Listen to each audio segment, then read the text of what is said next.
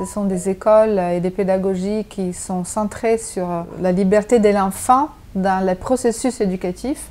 Et dans liberté, j'entends aussi une liberté qui est dans un cadre de bienveillance. Aujourd'hui, on parle beaucoup de bienveillance, mais dans un cadre qui accueille l'enfant, l'élève, et qui respecte quand même aussi ce qui sont ses tendances, c'est pourquoi il est doué, ce qu'il a envie de faire, ce qui le rend joyeux quand il est dans le processus d'apprentissage. Donc, ce sont des écoles qui rendent les enfants heureux dans ce sens-là.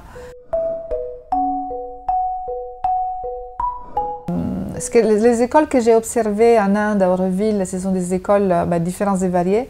Mais disons que ce qui était le plus intéressant, c'est par exemple, c'est comment s'est passée une journée dans une école qui était maternelle et primaire, tous les niveaux mélangés. Là, dans cette école en particulier, il y avait des espaces qui étaient dédiés à certains sujets, on va dire par groupement de disciplines. Il y avait par exemple des espaces, des pièces qui étaient dédiées à tout ce qui était découverte du monde, et puis une salle qui était dédiée à tout ce qui était plutôt scientifique, un autre espace qui était plus littéraire et un autre artistique.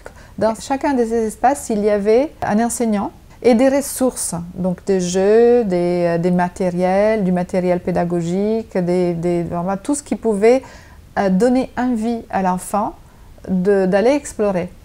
Et ce que j'ai observé, c'est que les enfants ne sont jamais contraints d'aller dans un espace ou dans l'autre, ce sont eux-mêmes qui choisissent.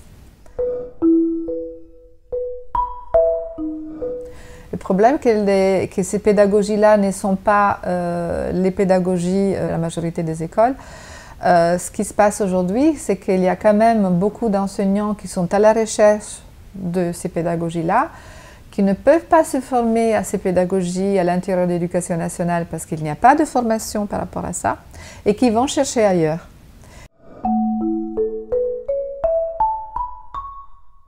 L'objectif ressemble beaucoup à celui des colibris, c'est-à-dire relier sur les territoires les acteurs de la transition sociétale. Nous, on s'occupe surtout des acteurs de la transition éducative, c'est-à-dire du changement qui est déjà en cours. Et donc on s'est dit, mais il y en a déjà plein qui changent à l'intérieur de l'école.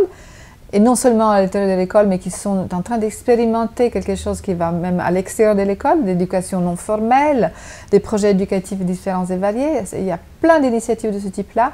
Et vraiment faire en sorte qu'il y ait une évolution de cette conscience qui pour nous est évidente dans le champ éducatif, c'est-à-dire une prise de conscience du fait qu'on peut changer partout où on est, là où on est, y compris dans l'école. Et changer dans le domaine de l'éducation, ça veut dire toucher à toutes les dimensions de l'individu. Donc c'est vraiment une action militante qui demande aussi une connaissance de soi pour être avec les autres.